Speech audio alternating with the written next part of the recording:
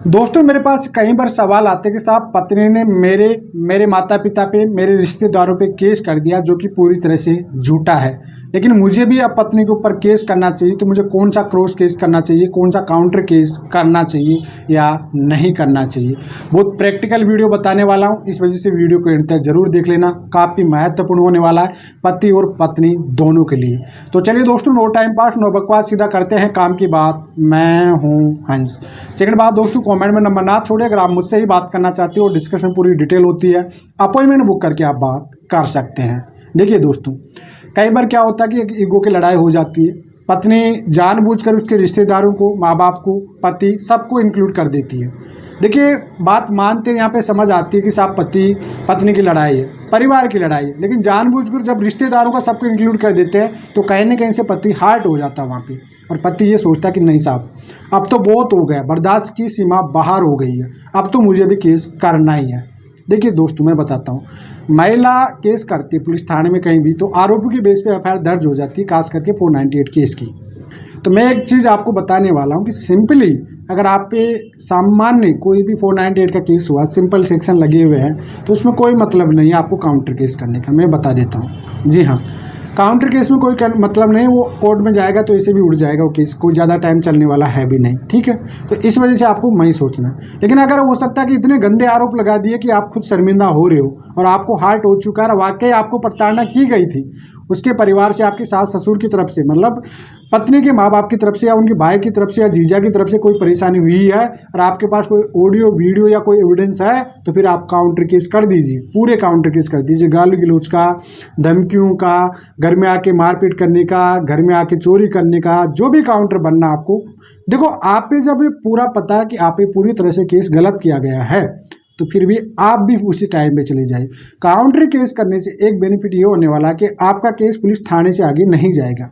Counter case की एक सबसे बेस्ट एडवाइस ये होती है, बेस्ट एडवांटेज ये मिल जाता है कि काउंटर केस होने के बाद पुलिस कोशिश ये करती है कि दोनों पार्टी को बिठा के समझौता कराने की कोशिश पूर्ण रूप से करती है 99%। तो काउंटर केस करने का ये सबसे बड़ा फायदा होता है कि अगर पत्नी की तरफ से बिना सबूत के अगर आपके ऊपर खिलाफ केस हो चुका है और आपके पास कुछ थोड़े बहुत एविडेंस है और आपको, देखो पति केस करेगा तो सबूत तो मांगा जाएगा, ये बात आप अच्छे से समझ लेना।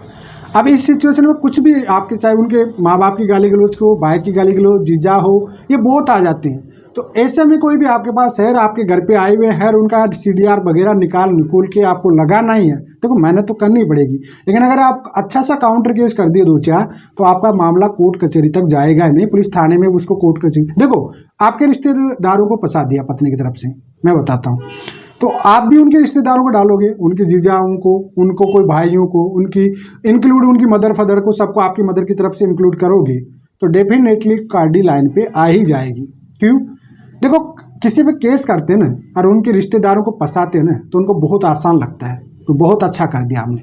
लेकिन जब एक्चुअल में पलटवार आता है और पलटवार में उनके रिश्तेदार चप्पलें घसीटते हैं ना फिर पुलिस थाने में आके, तो फिर दिक्कत क्रिएट हो जाती है।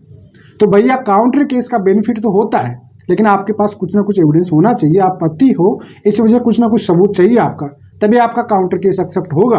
और काउंटर केस एक्सेप्ट हो गया तो फिर आपका मामला बहुत जल्दी भी सॉर्ट आउट हो जाएगा, 1 साल के अंदर आपका मैटर सॉर्ट आउट हो जाएगा, ये गारंटी के साथ मैं कह सकता हूँ। तो इस वजह से हमेशा सोच समझ के आपको काउंटर केस करना चाहिए। सिंपली केस आपको लग रहा है कि आपकी बात बन जाएगी, ख़त्म हो जाएगा मैटर, तो आप मत करिए, टाइम वेस्ट करने में कोई फ़ायदा नहीं। लेकिन अगर आपको लग ही चुका है कि भाई इंटेंशन अगली पार्टी का रहने का नहीं है, इंटेंशन अगली पार्टी का भैया दूर होना है, इंटेंशन ये है कि भैया ज़्यादा पैसों की डिमांड है, बात बनने वाली नहीं है, हमने पैसा दिया नहीं, तो फिर आप कुल मिलाकर आप भी अच्छा वाला काउंटर केस ठोक दीजिए पकड़ के। अच्छा है, सबसे बेस्ट यही है।